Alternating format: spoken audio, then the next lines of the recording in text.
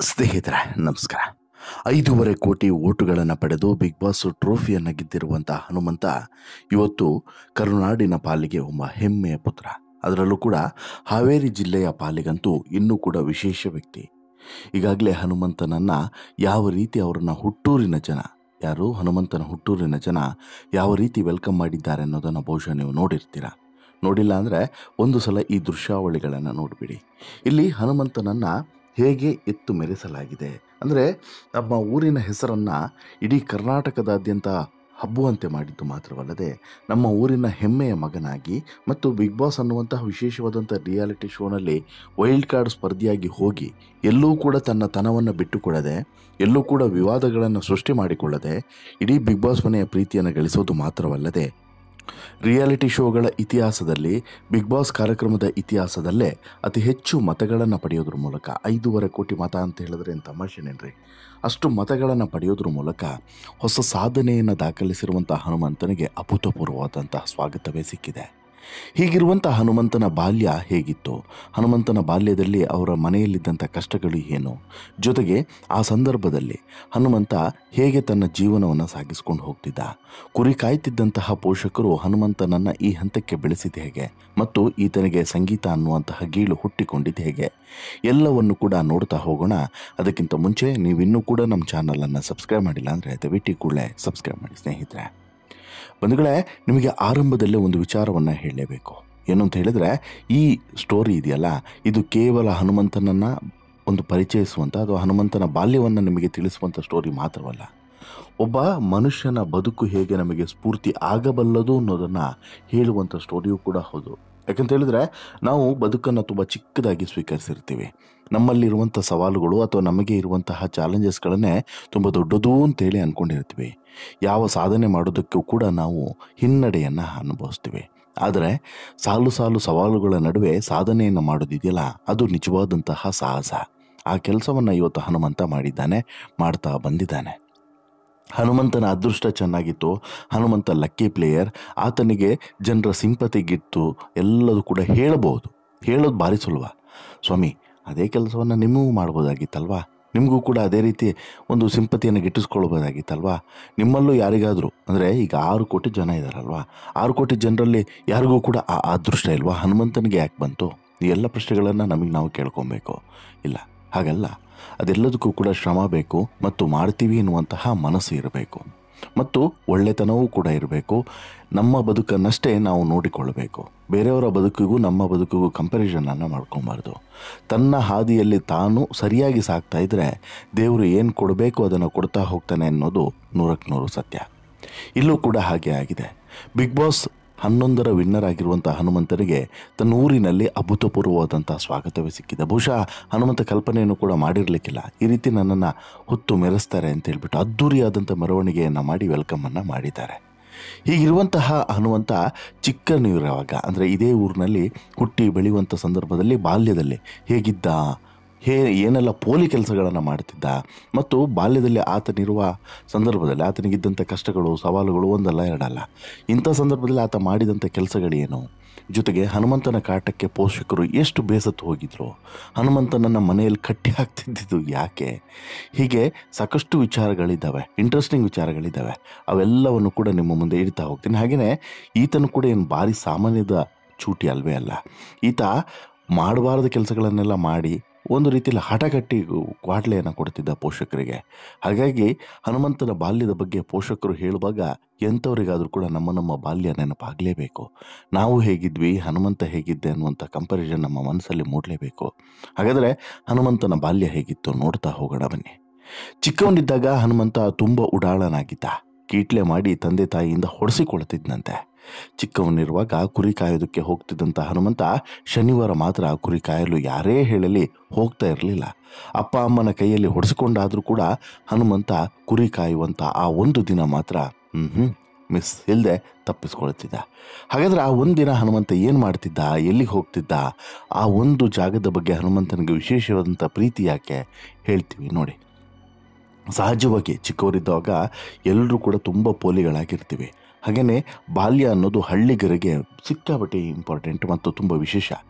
ಈಗಿರುವಂಥ ಬಾಲ್ಯಕ್ಕೂ ಆಗ ಇರುವಂಥ ಬಾಲ್ಯಕ್ಕೂ ಅಜಗಜಾಂತರ ವ್ಯತ್ಯಾಸ ಇದೆ. ನಾವೆಲ್ಲರೂ ಕೂಡ ಈ ಬಾಲ್ಯದಲ್ಲಿ ಆಡಿದಂಥ ಆಟಗಳಿದ್ದಾವಲ್ಲ, ಆ ಒಂದೊಂದು ಆಟಗಳು ಕೂಡ ಈಗ ಎಲ್ಲೂ ಕೂಡ ಕಾಣಿಸೋದಿಲ್ಲ, ಎಲ್ಲೂ ಇಲ್ಲ. ಈ ಹಳ್ಳಿ ಆಟಗಳು, ಅದರಲ್ಲೂ ಕೂಡ ನಾವೆಲ್ಲರೂ ಕೂಡ ಹಳ್ಳಿಯಲ್ಲಿ ಬೆಳೆದವರು ಇದೇ ರೀತಿ.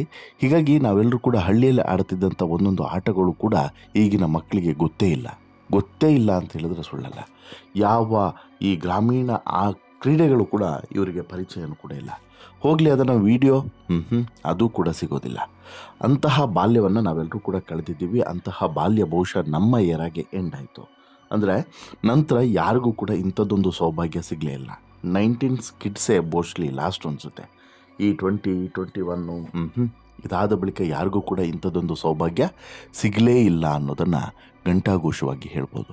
ಹಾಗೆಯೇ ಹನುಮಂತನ ಬಾಲ್ಯದಿಂದಲೂ ಕೂಡ ಇಂಥದ್ದೇ ಇಂಟ್ರೆಸ್ಟಿಂಗ್ ವಿಚಾರಗಳು ಸಿಗ್ತಾ ಹೋಗ್ತಾ ಇವೆ. ಹನುಮಂತ ಬಾಲ್ಯದಿಂದನೂ ಕೂಡ ಶಾಲೆಗೆ ಹೋಗಿಲ್ಲ. ಚಿಕ್ಕವನಿರುವಾಗ ಪೋಷಕರಿಗೆ ಕುರಿ ಕಾಯೋಕ್ಕೆ ಹೋಗ್ತಾ ಇದ್ದಂಥ ಹನುಮಂತ ಬಾಲಕನಿರುವಾಗ ಒಬ್ಬಂಟಿಯಾಗಿ ಕುರಿ ಮೇಯಿಸೋದಕ್ಕೆ ಹೋಗ್ತಾ ಇದ್ದ. ನಿತ್ಯ ಕುರಿ ಮೇಯಿಸ್ಕೊಂಡು ಬರೋದೇ ಹನುಮಂತನ ಕಾಯಕವಾಗಿತ್ತು.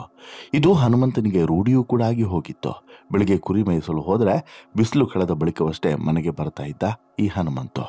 ಕಡಕ್ ರೊಟ್ಟಿ, ಚಟ್ನಿ ಪುಡಿ, ಮೊಸರು, ಉಪ್ಪಿನಕಾಯಿ ಬುತ್ತಿ ತೆಗೆದುಕೊಂಡು ಹೋಗಿ ಕುರಿ ಕಾಯಲು ಬಿಟ್ಟ ಅಂತ ಹೇಳಿದ್ರೆ ಗಿಡದ ನೆರಳಿಗೆ ಊಟ ಮಾಡಿ ಹಾಯಾಗಿ ಮಲಗಿ ಬಿಸಿಲು ಕಳೆದು ಬಳಿಕ ಸಂಜೆ ತಂಪಲ್ಲಿ ಮನೆಗೆ ಬರ್ತಾ ಇದ್ದ. ಶನಿವಾರ ಮಾತ್ರ ಹನುಮಂತ ಕುರಿ ಕಾಯೋದಕ್ಕೆ ಯಾವ ಕಾರಣಕ್ಕೂ ಕೂಡ ಹೋಗ್ತಾ ಇರಲಿಲ್ಲ. ಅವತ್ತೊಂದಿನ ರಜೆ ಹಾಕ್ತಿದ್ದ. ಆ ಒಂದಿನ ಅವರು ಮನೆಯಲ್ಲಿದ್ದರೂ ಕೂಡ ವಿಶ್ರಾಂತಿಯನ್ನು ಪಡಿತಾ ಇರಲಿಲ್ಲ. ಹಾಗಾದರೆ ಶನಿವಾರ ಹನುಮಂತ ಹೋಗ್ತಿದ್ದಿದ್ದು ಎಲ್ಲಿಗೆ? ಹನುಮಂತನಿಗೆ ನೆಚ್ಚಿನ ದೇವರು ಅಂತ ಹೇಳಿದ್ರೆ ಹನುಮಂತ ಅಂದರೆ ಆಂಜನೇಯ. ಹೌದು, ಹನುಮಂತನಿಗೆ ಆಂಜನೇಯ ಅಂತ ಹೇಳಿದ್ರೆ ತುಂಬ ಇಷ್ಟ. ಅದೇ ಕಾರಣಕ್ಕೆ ಅಥವಾ ಕಾಕತಾಳೀಯನೇನೋ ಹನುಮಂತ ಹೆಸರನ್ನು ಇಟ್ಟಿರ್ಬೋದೇನೋ. ಆ ದೇವರ ಮೇಲೆ ವಿಶೇಷವಾದಂಥ ನಂಬಿಕೆ ಕೂಡ ಇತ್ತು. ಪ್ರತಿ ಶನಿವಾರ ಹನುಮಂತ ಈ ದೇವಸ್ಥಾನಕ್ಕೆ ಹೋಗ್ತಿದ್ದ. ಹನುಮಂತ ಅಲ್ಲಿ ಆಂಜನೇಯ ದೇವರ ಹಾಡುಗಳನ್ನು ಹಾಡ್ತಾ ಇದ್ದ. ದಿನವಿಡೀ ಹನುಮಂತನ ಹಾಡುಗಳನ್ನು ಹಾಡಿ ದೇವರ ದರ್ಶನವನ್ನು ಪಡೆದು ನಂತರ ಮನೆಗೆ ವಾಪಸ್ಸಾಗ್ತಾ ಇದ್ದ. ಆ ಒಂದು ದಿನ ಯಾರು ಏನೇ ಹೇಳಿದ್ರು ಕೂಡ ನೋವೇ ಎಲ್ಲೂ ಕೂಡ ಹೋಗ್ತಿರಲಿಲ್ಲ. ಅವತ್ತೊಂದಿನ ಆಂಜನೇಯನ ಪಾದವನ್ನು ಬಿಟ್ಟು ಬೇರೆ ಯಾವ ಪಾದವನ್ನು ಕೂಡ ಸ್ಪರ್ಶ ಮಾಡ್ತಿರಲಿಲ್ಲ. ಹೌದು, ಶನಿವಾರ ಬಂದರೆ ಸಾಕು ಹನುಮಂತ ದೇವಸ್ಥಾನಕ್ಕೆ ಹೋಗಿ ಹಾಡು ಹಾಡ್ತಾ ಇದ್ದಂತೆ. ಹನುಮಂತನಿಗೆ ಹಾಡಿನಲ್ಲಿ ಅದೆಷ್ಟು ಆಸಕ್ತಿ ಅಂತ ಹೇಳಿದ್ರೆ ಹೋಗಬೇಡ ಅಂತ ಹೇಳ್ಬಿಟ್ಟು ಪೋಷಕರು ಹೊಡೆದ್ರೂ ಕೂಡ ಹನುಮಂತ ಕಣ್ತಪ್ಪಿಸ್ಕೊಂಡು ಹೋಗ್ತಿದ್ದಂತೆ. ಹನುಮಂತ ದೇವರ ಹಾಡುಗಳನ್ನು ದೇವಸ್ಥಾನದಲ್ಲಿ ಕುಳಿತು ಹಾಡೋದಂದರೆ ಹನುಮಂತನಿಗೆ ಬಲು ಪ್ರೀತಿ. ಚಿಕ್ಕವನಿರುವಾಗಲೇ ಅಪ್ಪ ಅಮ್ಮನ ಮಾತು ಕೇಳದೆ ಭಜನೆ ಮಾಡೋದಕ್ಕೆ ಹೋಗ್ತಾ ಇದ್ದ ಈ ಹನುಮಂತ. ಕಾಲ ಕಳೆದಂತೆ ಅದರಿಂದ ಸ್ವಲ್ಪ ಸಂಪಾದನೆ ಆಗೋದಕ್ಕೂ ಕೂಡ ಶುರುವಾದಾಗ ಪೋಷಕರು ಸುಮ್ಮನಾಗಿದ್ರಂತೆ. ನಂತರ ಹನುಮಂತ ಭಜನೆ ವೇದಿಕೆ ಮೇಲೆ ಹಾಡೋದಕ್ಕೆ ಶುರು ಮಾಡ್ತಾನೆ. ಫೇಮಸ್ ಕೂಡ ಆಗ್ತಾನೆ. ಸರಿಗಂಪ ಕಾರ್ಯಕ್ರಮದಲ್ಲಿ ಹಾಡೋದ್ರ ಮೂಲಕ ಜನಪ್ರಿಯತೆ ಮತ್ತು ವಿಶ್ವವಿಖ್ಯಾತಿಯನ್ನು ಕೂಡ ಗಳಿಸ್ತಾನೆ. ಈಗ ಬಿಗ್ ಬಾಸ್ ಮನೆಗೆ ಹೋಗಿ ವಿಜೇತನಾಗಿರುವಂಥ ಹನುಮಂತ ಸರಿಗಮ್ಮಪ್ಪ ಕಾರ್ಯಕ್ರಮದಲ್ಲೂ ಕೂಡ ವಿಜೇತನಾಗಿದ್ದ. ಪೋಷಕರು ಹೇಳಿದ ಮಾತನ್ನು ಮೀರಿ ಹಾಡಲು ಹೋಗ್ತಿದ್ದಂಥ ಹನುಮಂತ ಈಗ ಅದೇ ಹಾಡಿನಿಂದ ಜನ ಮನವನ್ನು ಗೆದ್ದಿದ್ದಾನೆ, ಕರ್ನಾಟಕದ ಹೃದಯವನ್ನು ಗೆದ್ದಿದ್ದಾನೆ. ಈಗ ಬಿಗ್ ಬಾಸ್ ಟ್ರೋಫಿಯನ್ನು ಗೆದ್ದಿರುವಂಥ ಹನುಮಂತ ಇದೇ ಆಂಜನೇಯನ ಗುಡಿಗೆ ಹೋಗಿ ಆ ಟ್ರೋಫಿಯನ್ನು ಇಟ್ಟು ಪೂಜೆಯನ್ನು ಸಲ್ಲಿಸಿ ಆಂಜನೇಯಗೆ ಇದನ್ನು ಸಮರ್ಪಿಸಿದ್ದಾನೆ. ಈ ಮೂಲಕ ಆತನಲ್ಲಿ ಈಗ ಒಂದು ಧನ್ಯತಾ ಭಾವ ಮೂಡಿದೆ ಅಂತಲೇ ಹೇಳ್ಬೋದು. ಈಗ ನಾನು ಅಸಲಿ ವಿಚಾರಕ್ಕೆ ಬರ್ತೀನಿ. ಹನುಮಂತನ ಈ ಬಾಲ್ಯದ ಬಗ್ಗೆ ನೀವೆಲ್ಲರೂ ಕೂಡ ಕೇಳಿದ್ರಿ ಅಲ್ವಾ? ಹನುಮಂತ ಹೇಗಿದ್ದ ಅಂತೇಳಿ. ನಾವು ನಮ್ಮ ಬಾಲ್ಯದ ಬಗ್ಗೆ ಈಗ ಸ್ವಲ್ಪ ಆಲೋಚನೆ ಮಾಡೋಣ. ನಮ್ಮ ಬಾಲ್ಯ ಹೇಗಿತ್ತು, ನಾವು ಹೇಗಿದ್ವಿ, ಈಗಿನ ಬಾಲ್ಯ ಹೇಗಿದೆ, ಅದನ್ನು ಕಂಪೇರ್ ಮಾಡಿ ನೋಡೋಣ. ಬೇರೆ ಯಾರ್ದು ಬೇಡ ರೀ, ನಮ್ಮ ಮಕ್ಕಳಿಗೆ ನಾವು ಯಾವ ರೀತಿಯಾದಂತಹ ಬಾಲ್ಯದ ದಿನಗಳನ್ನು ಕಳೆಯೋದಕ್ಕೆ ಅವಕಾಶವನ್ನು ಮಾಡಿಕೊಟ್ಟಿದ್ದೀವಿ. ನಾವು ಏನು ಮಾಡಬೇಕು, ಏನು ಮಾಡಬಾರ್ದು. ಈಗ ನೋಡಿ, ಬೆಂಗಳೂರಿನಂಥ ಮಹಾನಗರಗಳಲ್ಲಿ ಮಕ್ಕಳನ್ನು ಆಡೋದಕ್ಕೆ ಬಿಡೋದಕ್ಕೆ ಸಿಕ್ಕಾಬಟ್ಟೆ ಭಯ ಪಡ್ತಾರೆ. ಅಪಾರ್ಟ್ಮೆಂಟ್ಗಳಲ್ಲಿರುವಂಥ ಒಂದೆರಡು ಮಕ್ಕಳು ಜೊತೆಗೆ ಆಡ್ತಾರೆ ಬಿಟ್ಟರೆ ಅದು ಏನೋ ಸೈಕಲ್ಲೋ ಅಥವಾ ಇನ್ನೊಂದೋ ಮತ್ತೊಂದೋ ಏನೋ ಒಂದು ಆಡ್ತಾರೆ. ಅದು ಬಿಟ್ಟರೆ ಕೆಲವು ಕಡೆ ಅದನ್ನು ಕೂಡ ಸೇರೋದಕ್ಕೆ ಬಿಡೋದಿಲ್ಲ ಕೆಲವು ತಂದೆ ತಾಯಿಗಳು. ಮಕ್ಕಳು ಹಾಳಾಗ್ತಾರೆ, ಮಕ್ಕಳು ಆ ರೀತಿ ಆಗುತ್ತೆ, ಈ ರೀತಿ ಆಗುತ್ತೆ, ಓವರ್ ಪೊಸೆಸಿವ್ನೆಸ್ ಆಗ್ತಾರೆ ಕೆಲವೊಂದಷ್ಟು ಪೋಷಕರು. ಒಂದು ಕೆಟ್ಟ ಬುದ್ಧಿ, ಕೆಟ್ಟ ಮನಸ್ಥಿತಿಗಳಿಂದ ಮಕ್ಕಳು ಯಾರ ಜೊತೆಗೂ ಕೂಡ ಬೆರೆಯುವಂಥ ಅವಕಾಶವನ್ನೇ ಬಿಡೋದಿಲ್ಲ. ಅವ್ರಿಗೆ ಸಮಾಜದ ಬಗ್ಗೆ ಹೇಗೆ ಗೊತ್ತಾಗುತ್ತೆ? ಈ ಬೆರೆಯುವಿಕೆ ಇಲ್ಲ ಅಂತ ಹೇಳಿದ್ರೆ ಸಮಾಜದಲ್ಲಿ ಹೇಗೆ ತಾನೇ ಅವರು ಬದುಕೋಕ್ಕೆ ಸಾಧ್ಯ ಅಲ್ವಾ? ಆ ರೀತಿಯಾದಂತಹ ಬದುಕು ಈಗ ಎಲ್ಲ ಕಡೆಯೂ ಕೂಡ ಯಾಂತ್ರೀಕರಣ ಆಗ್ತಾನೇ ಇದೆ. ಹಳ್ಳಿ ಆಟಗಳು ಮರೆತು ಹೋಗ್ತಿದ್ದಾವೆ. ಹಳ್ಳಿಯ ಜೀವನ ಕಂಪ್ಲೀಟಾಗಿ ಬದಲಾಗ್ತಿದೆ. ಪೇಟೆಗೂ ಹಳ್ಳಿಗೂ ವ್ಯತ್ಯಾಸನೇ ಇಲ್ಲದಂತಾಗಿದೆ. ಬದುಕು ಈಗ ಒಂದು ರೀತಿಯಲ್ಲಿ ಯಂತ್ರಮಯವಾಗಿ ಹೋಗ್ತಾ ಇದೆ. ಹೀಗಾಗಿ ಹಳ್ಳಿಯ ಬದುಕೆ ಚಂದ ಅನ್ನೋದಕ್ಕೆ ಮತ್ತೊಮ್ಮೆ ಸಾಬೀತು ಮಾಡಿದ್ದು ಈ ಹನುಮಂತ ಅಂತಲೇ ಹೇಳ್ಬೋದು. ಹನುಮಂತನ ಬದುಕು ಇವತ್ತು ಬದಲಾಗೋದಕ್ಕೆ ಅದೇ ಹಳ್ಳಿ ಜೀವನ ಸಾಕ್ಷಿಯಾಯಿತು. ಆಂಜನೇಯನ ಕೃಪೆ ನೆರವಾಯಿತು ಅನ್ನೋದರಲ್ಲಿ ಡೌಟ್ ಇಲ್ಲ. ಆತನ ಮುಗ್ಧತನ, ಆತನ ಒಳ್ಳೆತನವೇ ಆತನ ಕೈ ಹಿಡಿಯಿತು ಅನ್ನೋದರಲ್ಲಿ ಡೌಟೇ ಇಲ್ಲ. ನಿಮಗೆ ಅನಿಸುತ್ತೆ ಸ್ನೇಹಿತರೆ, ಈ ಎಲ್ಲ ಬೆಳವಣಿಗೆಗಳನ್ನು ಸೂಕ್ಷ್ಮವಾಗಿ ಗಮನಿಸಿದ್ದಾರೆ. ನಿಮ್ಮ ಅಭಿಪ್ರಾಯನ ದಯವಿಟ್ಟು ನಿಮ್ಮ ಅಭಿಪ್ರಾಯವನ್ನು ಕಮೆಂಟ್ ಮಾಡಿ ತಿಳಿಸಿ. ಜೊತೆಗೆ ಈ ಸ್ಟೋರಿ ಇಷ್ಟ ಆಯಿತು ಅಂತ ಹೇಳಿದರೆ ಲೈಕ್ ಮಾಡಿ, ಶೇರ್ ಮಾಡಿ, ಚಾನಲ್ಗೆ ಸಬ್ಸ್ಕ್ರೈಬ್ ಆಗೋದನ್ನು ಮರಿಬೇಡಿ. ಧನ್ಯವಾದ.